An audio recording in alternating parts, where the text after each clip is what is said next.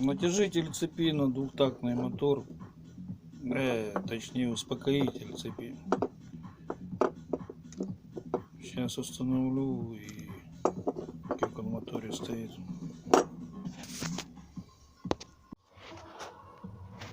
Поставил это дело, крутится красиво.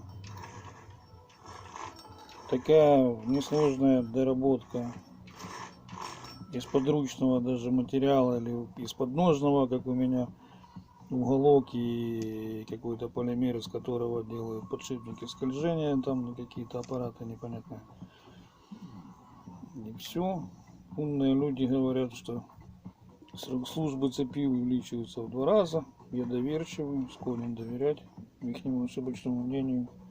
У меня цепь однорядная, а если двухрядная, то лучше взять жигулевский, например, башмак, и лучше бэушный уже с выработкой, чтобы был под цепь, лучше ляжет.